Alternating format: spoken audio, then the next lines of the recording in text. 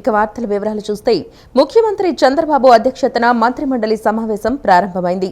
పెట్టుబడులు ప్రోత్సాహక మండలి సమావేశంలో ఆమోదం తెలిపిన పరిశ్రమలకు భూ కేటాయింపులపై కేబినెట్ గ్రీన్ సిగ్నల్ ఇవ్వనుంది. రిజిస్ట్రేషన్ విలువల పెంపు సహా కొన్ని కీలకమైన అంశాలపైన నిర్ణయం తీసుకోనుంది. వెలగపూడి సచివాలయంలో సీఎం చంద్రబాబు అధ్యక్షతన కేబినెట్ సమావేశం ప్రారంభమైంది. జనవరి 30న రాష్ట్ర పెట్టుబడుల ప్రోత్సాహక మండలి భేటీలో 15 ప్రాజెక్టులకు ఆమోదం తెలిపారు. ఇందులో భాగంగా 44,776 కోట్ల పెట్టుబడులకు ముఖ్యమంత్రి చంద్రబాబు గ్రీన్ సిగ్నల్ ఇవ్వగా ఈ ప్రాజెక్టులకు మంత్రివర్గంలోనూ ఆమోదం తెలియజేయనున్నారు. అల్లూరి జిల్లాలో 14,328 కోట్ల రూపాయలతో 2,300 మెగావాట్ల ప్రాజెక్టును నవయుగ ఇంజనీరింగ్ లిమిటెడ్ ఏర్పాటు చేయనుంది. ఈ ప్రతిపాదనతో పాటు అన్నమయ్య జిల్లాలో 10,300 కోట్ల రూపాయలతో మెగా ఇంజనీరింగ్ సంస్థ ఏర్పాటు చేయనున్న పంప్డ్ స్టోరేజీ ప్రాజెక్టుకు కేబినెట్ గ్రీన్ సిగ్నల్ ఇచ్చే అవకాశం ఉంది. కాకినాడ, అనంతపురం, సత్యసాయి, వైఎస్ఆర్ జిల్లాలో ఏర్పాటయ్యే ప్రాజెక్టులను ఆమోదించే అవకాశం ఉంది. ఈ నెల 24 నుంచి అసెంబ్లీ సమావేశాలు ప్రారంభించే అంశంపై మంత్రివర్గంలో చర్చించి నిర్ణయం తీసుకోనున్నట్లు సమాచారం. ఈ నెల 1 నుంచి రాష్ట్రంలో పెరిగిన భూముల రిజిస్ట్రేషన్ ఛార్జీలకు ఆమోదం తెలపనుంది. ఉన్నత విద్యా మండలికి ప్రత్యేక కమిషనరేట్ ఏర్పాటు చేసి అంశం కేబినెట్ ముందుకు రానుంది. ఉన్నత విద్యా మండలి సాంకేతిక విద్యాశాఖ నిర్వహిస్తున్న కొన్ని అధికారాలను కమిషనరేట్ ద్వారా ఇచ్చే ప్రతిపాదనలకు కేబినెట్ అంగీకారం తెలపనుంది. విద్యుత్ కొనుగోలు వ్యయాన్ని తగ్గించే చర్యలు చేపట్టాలని ముఖ్యమంత్రి చంద్రబాబు ఇంధన శాఖ అధికారులను ఆదేశించారు. వ్యవసాయ కనెక్షన్లకు మీటర్లు ఏర్పాటు చేయొద్దని, ఎక్కువ సరఫరా నష్టాలు వచ్చే ఫీడర్ల పరిధిలో అవసరమైతే డ్రోన్ల ద్వారా కారణాలు గుర్తించాలని పేర్కొన్నారు. ఇక మీదట బొగ్గు గనులకు సమీపంలో థర్మల్ కేంద్రాలను ఏర్పాటు చేయాలన్నారు. విద్యుత్ కొనుగోలు వ్యయాన్ని తగ్గించే చర్యలు చేపట్టాలని ముఖ్యమంత్రి చంద్రబాబు ఇంధన శాఖ అధికారులను ఆదేశించారు. దీనికోసం సాంకేతికత ఆధారంగా కరెంటు డిమాండ్ అంచనాలను పక్కాగా రూపొందించాలని స్పష్టం చేశారు. వేసవిలో విద్యుత్ శాఖ సన్నద్ధతపై అధికారులతో సీఎం సమీక్ష నిర్వహించారు. వాతావరణ నివేదిక ఆధారంగా కృత్రిమ మేధను వినియోగించి డిమాండ్ అంచనాలను ఇంధన శాఖ రూపొందిస్తోందని చంద్రబాబు తెలియజేశారు. ఇంకా ఖచ్చితత్వం కోసం భూమిలో తేమ శాతం, భూగర్భ జలాల డేటాను కూడా ఏఐ అనుసంధానించాలని చెప్పారు. దీనివల్ల వ్యవసాయానికి ఎంత విద్యుత్ అవసరమనే లెక్కలు వస్తాయన్నారు. విద్యుత్ అంతరాయాలను సాధ్యమైనంత మేరకు తగ్గించాలని సీఎం సూచించారు. ఇందుకోసం ప్రాంతాల వారీగా సిబ్బందికి బాధ్యతలు అప్పగించాలన్నారు. తరచూ కరెంట్ అంతరాయం తలెత్తే ప్రాంతాల్లో కారణాలను గుర్తించి పరిష్కరించాలని సూచనలు చేశారు. విద్యుత్ సేవలపై ప్రజల నుంచి అభిప్రాయాలు సేకరిస్తున్న విధానంలోనే సిబ్బంది పనితీరుపైన సర్వే చేయాలని వివరించారు. డిస్కంల సరఫరా నష్టాలను ఇంకా తగ్గించాలని చెప్పారు. దీనికోసం సబ్స్టేషన్, ఫీడర్ స్థాయిలో మీటర్లు ఏర్పాటు చేసి ఎనర్జీ ఆడిట్ చేయాలని తెలియజేశారు. వ్యవసాయ కనెక్షన్లకు మీటర్లు ఏర్పాటు చేయొద్దని, ఎక్కువ సరఫరా నష్టాలు వచ్చే ఫీడర్ల పరిధిలో అవసరమైతే డ్రోన్ల ద్వారా కారణాలు గుర్తించాలని పేర్కొన్నారు. జెన్కో కోల్ ఇండియా భాగస్వామ్యంతో ఒడిశాలోని తాల్చేర్లో థర్మల్ ప్లాంట్ ఏర్పాటు చేసే ప్రతిపాదనను పరిశీలించాలని చంద్రబాబు సూచించారు. రాష్ట్రంలో శ్రీకాకుళం, ఇతర ప్రాంతాల్లో ప్లాంట్ ఏర్పాటు చేస్తే బొగ్గు రవాణా వ్యయం భారంగా మారుతోందని చెప్పారు. ఇక మీదట బొగ్గు గనులకు సమీపంలో థర్మల్ కేంద్రాలను ఏర్పాటు చేయాలన్నారు. అవసరమైతే సౌర విద్యుత్ ప్రాజెక్టుల ఏర్పాటును పరిశీలించాలని సూచనలు చేశారు. వాటి నుంచి వచ్చే కరెంట్ను నిల్వ చేసేందుకు పీఎస్పీలు, బ్యాటరీ స్టోరేజ్ ప్లాంట్లకు ప్రాధాన్యమివ్వాలని సీఎం పేర్కొన్నారు. జగన్ ముందు తన పార్టీ సంగతి చూసుకోవాలని టీడీపీ ఎమ్మెల్యే సోమిరెడ్డి చంద్రమోహన్ రెడ్డి హితవు పలికారు. జగన్పై నమ్మకం లేకే వైసీపీ నేతలు టీడీపీలో చేరుతున్నారని అన్నారు. తల్లిని, చెల్లిని దూరం చేసుకున్న జగన్ రెడ్డి కూటమి నేతల సంగతి చూస్తానంటే నవ్వొస్తోందని ఎద్దేవా చేశారు. వైసీపీ అధినేత జగన్మోహన్ రెడ్డి తన రెండో వర్షన్ జగన్ 2.0 మొదలైందంటూ చేసిన వ్యాఖ్యలపై నెల్లూరు జిల్లా సర్వేపల్లి ఎమ్మెల్యే సోమిరెడ్డి చంద్రమోహన్ రెడ్డి స్పందించారు. జగన్ 2.0 కాస్త 0.5గా మారిపోతుందేమో చూసుకోవాలంటూ సంచలన వ్యాఖ్యలు చేశారు. 2.0 అనేది జగన్ చివరి వెర్షన్ కాబోతుందని సోమిరెడ్డి అన్నారు. ఏపీ ప్రజలు ఫ్యాన్ పార్టీ అధినేతను ఇక నమ్మే ప్రసక్తే లేదని ఆయన తెలియజేశారు. టీడీపీ కూటమి ప్రభుత్వంపై రాష్ట్ర ప్రజలకు భరోసా కలిగిందని చెప్పుకొచ్చారు. లండన్ నుంచి దిగగానే జగన్ రెడ్డి చేస్తున్న వ్యాఖ్యలు విడ్డూరంగా ఉన్నాయని ఎమ్మెల్యే అన్నారు. వ్యవస్థలన్నింటినీ నాశనం చేసిన జగన్ వైసీపీ కార్యకర్తల గురించి మాట్లాడడం ఆశ్చర్యకరంగా ఉందని చెప్పుకొచ్చారు.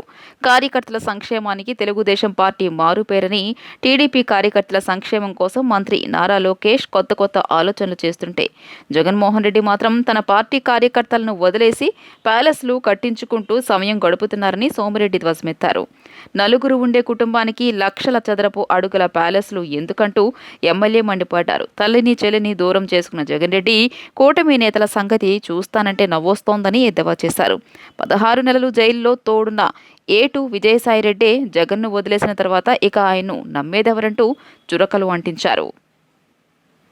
ఒక ఆర్ఎండ్బి, ఒక పంచాయతీరాజ్, ఒక ఇరిగేషన్,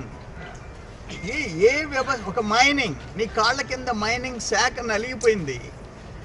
ఇసుక దగ్గర నుంచి దోపిడీ, మైనింగ్ దోపిడీ. నువ్వు ప్యాలెస్లు కట్టుకున్నావు. ప్రజలు ఇక్కడ రాష్ట్రం నాశనం అయిపోయింది. నీ కాళ్ళ కింద నలిగిపోయింది. నువ్వు ఇప్పుడు కొత్త నాటకమా 2O అని చెప్పేసి తెరలేపుతావా? ఎవరు నమ్ముతారు నిన్ను అని అడుగుతున్నా నేను. ఈరోజు తెలుగుదేశం వచ్చింది, కాన్ఫిడెన్స్ వచ్చింది, కూటమి ప్రభుత్వం వచ్చింది. లక్షల కోట్ల పెట్టుబడికి ఇన్వెస్టర్స్ వస్తున్నారు. వాళ్ళు కూడా నీ బోటోళ్ళని చూసి ఇంకా జంకుతున్నారు. ఇన్వెస్టర్స్ వస్తున్నారు లక్షల కోట్లు. నీ పరిస్థితి ఏంది? లాస్ట్ 5 years ఏం చేసావు నువ్వు? అరే నా జీవితంలో నా మీద క్రిమినల్ కేసు లేదు. మీ నాయన ఉన్నప్పుడు పాపం అసెంబ్లీలో బయట ఎదుర్కొంటే నా మీద కేసులు పెట్టలే. మా మీద పెట్టావు. చంద్రబాబు నాయుడు గారి దగ్గర నుంచి కార్యకర్తల దాకా జైలుకి పంపించావు. వైసీపీ పాలనలో జరిగిన మద్యం అమ్మకాల అక్రమాలపై ప్రభుత్వం ప్రత్యేక దర్యాప్తు బృందాన్ని ఏర్పాటు చేసింది. 2019 అక్టోబర్ నుంచి 2024 మార్చి వరకు జరిగిన మద్యం అక్రమాలపై సిట్ ఏర్పాటు చేస్తూ ప్రభుత్వం ఆదేశాలు జారీ చేసింది. విజయవాడ పోలీస్ కమిషనర్ రాజశేఖర్ బాబు ఆధ్వర్యంలో 7 సభ్యులతో సిట్ బృందాన్ని నియమించింది. వైసీపీ పాలనలో జరిగిన మద్యం అమ్మకాల అక్రమాలపై ప్రభుత్వం ప్రత్యేక దర్యాప్తు బృందాన్ని ఏర్పాటు చేసింది. 2019 అక్టోబర్ నుంచి 2024 మార్చి వరకు జరిగిన మద్యం అక్రమాలపై సిట్ ఏర్పాటు చేస్తూ ప్రభుత్వం ఆదేశాలు జారీ చేసింది. విజయవాడ పోలీస్ కమిషనర్ రాజశేఖర్ బాబు ఆధ్వర్యంలో 7 సభ్యులతో సిట్ బృందాన్ని నియమించింది. మద్యం అమ్మకాలకు సంబంధించి సిట్కు అవసరమైన పూర్తి సమాచారం ఇవ్వాలని ఎక్సైజ్ శాఖకు ఆదేశాలు జారీ అయ్యాయి. దర్యాప్తు బృందం సిఐడి చీఫ్ ద్వారా ప్రతి 15 రోజులకు ఒకసారి ప్రభుత్వానికి నివేదిక సమర్పించాలని ఉత్తర్వుల్లో పేర్కొంది. సిట్లో సభ్యులుగా ఎర్రచంద్రం టాస్క్ ఫోర్స్ ఎస్పీ సుబ్బారాయుడు, అదనపు SP Kolli Srinivas, CID SP Sriharibabu, Dhone DSP Srinivas, CI శివాజీని నియమించారు. సిఐడి డీఐజీ ఆధ్వర్యంలోనే సిట్ పనిచేస్తుందని ప్రభుత్వం ఉత్తర్వుల్లో పేర్కొంది. 2019 అక్టోబర్ నుంచి 2024 మార్చి వరకు రాష్ట్రంలో మద్యం విక్రయాలకు సంబంధించి 90,000 కోట్ల నగదు లావాదేవీలు జరిగాయన్నది అభియోగం. రాష్ట్ర సచివాలయంలో ప్రభుత్వ ప్రధాన కార్యదర్శి కె విజయానంద్ను రాష్ట్ర police director general Harish Kumar Gupta మర్యాదపూర్వకంగా కలిశారు. ఆంధ్రప్రదేశ్ రాష్ట్ర డీజీపీగా ఇటీవల బాధ్యతలు చేపట్టిన నేపథ్యంలో గుప్తా సీఎస్ను పుష్పగుచ్చం అందజేసి మర్యాదపూర్వకంగా కలిశారు. ఇరువురు రాష్ట్రంలో పలు అంశాలపై చర్చించారు. మాజీ సీఎం వైఎస్ జగన్ 2.0 ప్రకటన మరోసారి వైసీపీ కార్యకర్తలను మోసం చేసేందుకు చేస్తున్న ప్రయత్నమని శాప్ చైర్మన్ అనిమి రవినాయుడు విమర్శించారు. గత ఎన్నికల్లో రాష్ట్ర ప్రజలు వైసీపీకి సరైన రీతిలో బుద్ధి చెప్పినప్పటికీ వైఎస్ జగన్లో ఇంకా మార్పు రాలేదని అన్నారు. వైసీపీ పార్టీ నేతలు జగన్ విధానాలు నచ్చకే పార్టీ వీడిపోతున్నారని, ఉన్న 10 మందిని పార్టీలో ఉంచుకోవడానికే జగన్ అది చేస్తాను ఇది చేస్తానంటూ ప్రకటనలను గుప్పిస్తున్నారని ఆయన ఆరోపించారు. ఎన్డీఏ ప్రభుత్వం అటు అభివృద్ధి పనులు, ఇటు ప్రజా సంక్షేమ పథకాలతో ముందుకు దూసుకువెళ్తుందని అన్నారు. ఇలాంటి ప్రజా ప్రభుత్వాన్ని గద్దెదించడం వైఎస్ జగన్ పగటి కలలకు నిదర్శనమన్నారు. అధికారంలో ఉన్నప్పుడు వైఎస్ జగన్ కు నిజమైన పార్టీ కార్యకర్తలు గుర్తుకు రాలేదా అని ప్రశ్నించారు. రాష్ట్రంలోనే 2వ అతిపెద్ద దేవాలయంగా పేరొందిన విజయవాడ దుర్గా మల్లేశ్వర స్వామి దేవస్థానానికి కార్యనిర్వహణ అధికారి కావాలంటూ దేవాదాయ శాఖ కమిషనర్ ప్రభుత్వానికి లేఖ రాశారు. పూర్తి స్థాయి అధికారి లేకపోవడం కారణంగా పరిపాలనాపరమైన ఇబ్బందులు తలెత్తుతున్నాయని తన నివేదికలో పేర్కొన్నారు. రాష్ట్రంలోనే 2వ అతిపెద్ద దేవాలయంగా పేరొందిన విజయవాడ దుర్గా మల్లేశ్వర స్వామి దేవస్థానానికి కార్యనిర్వహణ అధికారి కావాలంటూ దేవాదాయ శాఖ కమిషనర్ ప్రభుత్వానికి లేఖ రాశారు. పూర్తి స్థాయి అధికారి లేకపోవడం కారణంగా పరిపాలనాపరమైన ఇబ్బందులు తలెత్తుతున్నాయని తన నివేదికలో పేర్కొన్నారు. ఈ దస్త్రం ముఖ్యమంత్రి కార్యాలయానికి చేరింది. సమర్థవంతమైన అధికారిని దుర్గగుడి ఈవోగా నియమించాలని ముఖ్యమంత్రి చంద్రబాబు ఆదేశించినట్లు తెలిసింది. ఇంద్రకీలాద్రిపై ఉన్న దుర్గా మల్లేశ్వర స్వామి దేవస్థానానికి గత ఏడాది డిసెంబర్ 31 తర్వాత పూర్తిస్థాయి ఈవో నియామకం జరగలేదు.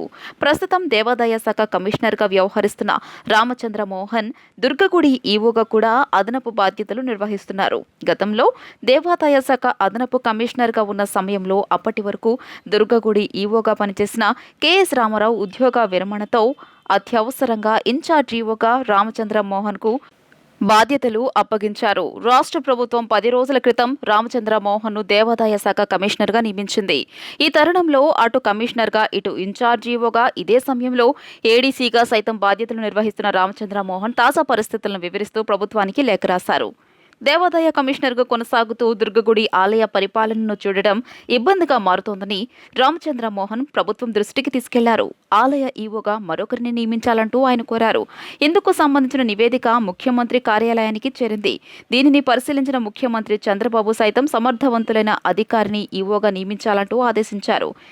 ఐఏఎస్ స్థాయి అధికారిని ఈవోగా నియమించాలనే యోచన చేస్తున్నట్లు సమాచారం. ఫిబ్రవరి 2న విజయవాడలో జరిగిన new Navyandhra two wheeler welfare association రాష్ట్ర కార్యవర్గ సమావేశం విజయవంతమైందని అసోసియేషన్ అధ్యక్షులు ప్రసాద్ తెలిపారు. ఎమ్మెల్యేలు బోండా ఉమామహేశ్వరరావు, వెనిగండ్ల రాము, దామచర్ల జనార్దన్ పాల్గొని తమ సమస్యలు విని ప్రభుత్వం దృష్టికి తీసుకువెళ్తామని హామీ ఇచ్చారని చెప్పారు. ప్రత్యేక కార్పొరేషన్ ఏర్పాటు చేసి వడ్డీ లేని రుణాలు, సబ్సిడీ రుణాలు మంజూరు చేయాలని, గుర్తింపు కార్డు ఇవ్వాలని ప్రభుత్వాన్ని కోరారు. ఫిబ్రవరి 2న విజయవాడలో జరిగిన new Navyandhra two wheeler welfare association రాష్ట్ర కార్యవర్గ సమావేశం విజయవంతం కావడం పట్ల అసోసియేషన్ సభ్యులు హర్షం వ్యక్తం చేశారు. ఈ మేరకు పటమటలోని అసోసియేషన్ కార్యాలయంలో ఏర్పాటు చేసిన విలేకరుల సమావేశంలో అసోసియేషన్ గౌరవ అధ్యక్షులు అంకాల వెంకట సుబ్బారావు, ఏపీ ఎంబీసీ గౌరవ అధ్యక్షులు ఆకుమళ్ల నాని, అధ్యక్షులు ప్రసాద్, కార్యదర్శి శ్రీనివాసరావు తదితరులు మీడియాతో మాట్లాడారు. గతంలో ఎన్నడూ జరగని విధంగా కార్యవర్గ సమావేశం జరిగిందని, అన్ని అసోసియేషన్లు ఏకతాటిపైకి వచ్చి సమావేశంలో పాల్గొన్నారని చెప్పారు. ఎమ్మెల్యేలు బోండా ఉమామహేశ్వరరావు, వెనిగండ్ల రాము, దామచర్ల జనార్దన్ పాల్గొని తమ సమస్యలు విని ప్రభుత్వం దృష్టికి తీసుకువెళ్తామని హామీ ఇచ్చారని చెప్పారు. తమను అసంఘటిత కార్మికులుగా గుర్తించి ఈఎస్ఐ వర్తింపచేయాలని కోరారు. అలాగే ప్రత్యేక కార్పొరేషన్ ఏర్పాటు చేసి వడ్డీ లేని రుణాలు, సబ్సిడీ రుణాలు మంజూరు చేయాలన్నారు. తమకు గుర్తింపు కార్డు ఇచ్చి తమ కార్మికులను గుర్తించాలని ప్రభుత్వానికి విన్నవించారు. తమ అసోసియేషన్ కార్మికుల సమస్యలను ప్రభుత్వానికి తెలపడంతో పాటు పలు సేవా కార్యక్రమాలు చేస్తుందని చెప్పారు. వరదల సమయంలో ద్విచక్ర వాహనాలను ఉచితంగా రిపేర్ చేశామని గుర్తు చేశారు. ఈ యొక్క కార్యక్రమాన్ని మన ప్రసాద్ గారు Vijayawada new Navyandhra two wheelers welfare association Prasad గారు, వారి యొక్క కార్యవర్గం ప్రతి ఒక్కరూ కూడా చాలా రోజులు దగ్గర నెల రోజుల పైన దీన్ని కృషి చేసి ఈ యొక్క కార్యక్రమాన్ని ఇంత దిగ్విజయంగా పూర్తి చేయడానికి చాలా వాళ్ళ వంతు కృషి చాలా చేసి ఉన్నారు. అలాగే ప్రసాద్ గారు ఇంతకుముందు మనకు జరిగినటువంటి సింగనగర్ ఫ్లడ్స్ వాటిలో మునిగిపోయినప్పుడు వెహికల్స్ అక్కడ ఫ్లడ్లో మునిగిపోయినట్టు వెహికల్స్ అన్నింటినీ కూడా ఫ్రీ సర్వీస్ క్యాబ్ నిర్వహించి కొన్ని వందల బళ్ళు ఫ్రీ సర్వీస్ చేసి వారందరికీ కూడా సేవ చేసి మా యొక్క సేవల్ని ప్రభుత్వ వారు గుర్తించే విధంగా ముందుకు తీసుకెళ్లారు. అలాగే ఇవాళ మొత్తం ఈ విధంగా మొత్తం టోటల్ ఆంధ్రప్రదేశ్ మొత్తం కూడా మెకానికల్ అందరినీ కూడా ఒక చేటుకు చేర్చి దాదాపు 6,000 మందికి పైగా మెకానికులు ఇవాళ అక్కడికి చేరారు అంటే కనుక నిజంగా ప్రసాద్ గారు వారి యొక్క టీంకి నిజంగా చాలా వారి యొక్క కృషికి కానీ చాలా సంతోషము. ఇంత శ్రమ పెట్టి ఈ మీటింగ్ని ఇంత దిగ్విజయం చేసినందుకు వాళ్ళ హృదయపూర్వక కృతజ్ఞతలండి. అలాగే వాళ్ళ డిమాండ్లన్నీ గుడివాడ ఎమ్మెల్యే శాసనసభ్యులు గారు వెనిగండ్ల రాము గారు, తూర్పు నియోజకవర్గ శాసనసభ్యులు గద్దె రామ్మోహన్ రావు గారు, దామచర్ల జనార్దన్ ఒంగోలు శాసనసభ్యులు and Pathuru Nagabhushanam former corporation chairman Gottumukkala Raghuram garu, వీళ్ళందరూ వాళ్ళు చెప్పిన విన్నపాలను విని వాళ్ళకి హామీ ఇవ్వడం జరిగిందండి. గతంలో పాదయాత్రలో లోకేష్ బాబు గారు కూడా వీళ్ళు టూ వీలర్స్ అసోసియేషన్ వాళ్ళకి మేము ప్రత్యేకంగా అసంఘటిత కార్మికులని, సంఘటిత కార్మికులని అసంఘటిత కార్మికులుగా గుర్తించి మీకు సపరేట్ ఒక కార్పొరేషన్ అనేది ప్రొవైడ్ చేస్తానని చెప్పి లోకేష్ గారు అనటం, ఆ లోకేష్ గారు చెప్పిన మాట మీద నిలబెట్టుకుంటారని చెప్పి మేము ఎంతో టూ వీలర్ అసోసియేషన్ వాళ్ళందరూ ఎంతో ఆశాభావం వ్యక్తం చేస్తున్నారండి. వాళ్ళకి సరైన వసతి కల్పించాలి, ప్లస్ సరైన కార్పొరేషన్ ఒకటి ఇవ్వాలని చెప్పి మనస్ఫూర్తిగా కోరుకుంటూ ధన్యవాదాలండి. ప్రభుత్వాన్ని మేము అడిగేది మాకు ఎక్కువ ఏం అడగలేదండి, ప్రత్యేక కార్పొరేషన్ అడిగాము. కార్పొరేషన్ దాంట్లో మాకు ఇన్సూరెన్స్లు అడిగారు. ఇన్సూరెన్స్లో ఒకటి ఎక్కడైనా సైట్ లాగా ఖాళీ సైట్లో మాకు కడిస్తే మేము అందరం ఒక చోట ఆర్డనర్లు కట్టుకునేలాగా ఉంటుంది. ఈఎస్ఐ అడిగా మేము అందరం మాకు మెకానికల్ యాక్సిడెంట్లతో చాలా ఇబ్బంది పడుతున్నాం. ఒంట్లో బాగాలేనప్పుడు కూడా మేము చాలా ఈఎస్ఐ లేక డబ్బులు లేక చాలా ఇబ్బంది పడతాం. మాకు గవర్నమెంట్ నుంచి ఒక గుర్తింపు కార్డు మెకానిక్ గుర్తింపు కార్డు ఒక ఇస్తే బాగుంటుందని చూస్తున్నామండి. మాకు సబ్సిడీ లోన్లు కూడా ఏర్పాటు చేస్తే చాలా బాగుంటుంది. గవర్నమెంట్ వారికి ధన్యవాదాలు తెలుపుకుంటున్నాం. మాది రిక్వెస్ట్ చేయండి సార్, మేము అందరూ లేనివాళ్ళు ఒక పూట ఉన్నా ఒక పూట తింటే గడువునోళ్ళు ఉన్నారు. కాబట్టి గవర్నమెంట్ మమ్మల్ని కొంచెం రిక్వెస్ట్ చేసి మమ్మల్ని ముందుకు నడపాలని కోరుకుంటున్నాం గవర్నమెంట్ని. విజయవాడలో జరిగిన ఫిబ్రవరి 2వ తారీఖున Andhra Pradesh two wheeler welfare association అనుసంధానంతో నూనెవేంద్ర టూ వీలర్ వెల్ఫేర్ అసోసియేషన్ వారు స్టేట్ బాడీ మీటింగ్ చేయడం జరిగింది. దానికి 26 జిల్లాల నుంచి వచ్చిన ప్రెసిడెంట్లు, కార్యవర్గ సభ్యులు, ప్రతి ఒక్క లీడర్లకి మా ధన్యవాదాలండి. మేము ఈ కార్యక్రమము ఎంత జయప్రదం చేయడానికి మీరందరూ ఇంత సహకరించినందుకు అందరికీ మా ధన్యవాదాలండి. జాతీయ క్రీడల్లో బాపట్ల జిల్లా నగరం మండలంలోని ఎస్వీఆర్ఎం కళాశాలలో డిగ్రీ ద్వితీయ సంవత్సరం చదువుతున్న గాయత్రి సత్తా చాటింది. ఉత్తరాఖండ్ రాష్ట్రం రిషికేశ్లో జరిగిన 38వ జాతీయ స్థాయి రివర్ రాఫ్టింగ్ పోటీల్లో బంగారు పతకం కైవసం చేసుకుంది. నిన్న జరిగిన పోటీల్లో మొత్తం 8 రాష్ట్రాల నుంచి క్రీడాకారిణులు పాల్గొన్నారు. రివర్ రాఫ్టింగ్లో టైం రికార్డును గాయత్రి సొంతం చేసుకుంది. జాతీయ స్థాయి క్రీడల్లో సత్తా చాటిన గాయత్రికి కళాశాల యాజమాన్యం, స్థానికులు అభినందనలు తెలిపారు. ఉమ్మడి తెలుగు రాష్ట్రాల్లో ప్రసిద్ధిగాంచిన కృష్ణా జిల్లా మోపిదేవి శ్రీవల్లి దేవసేన సమేత సుబ్రహ్మణ్యేశ్వర స్వామివారి దేవస్థానం నందు శమీ వృక్ష పూజ వైభవపేతంగా నిర్వహించడం జరిగింది. ఉత్సవాలు 4వ రోజు సందర్భంగా ఘనంగా ఉత్సవాలు నిర్వహిస్తున్నారు. ఈ కార్యక్రమంలో deputy commissioner EO Dasari Varaprasadarao, ఆలయ సూపరింటెండెంట్ బొప్పన సత్యనారాయణ, పలువురు అధికారులు పాల్గొన్నారు.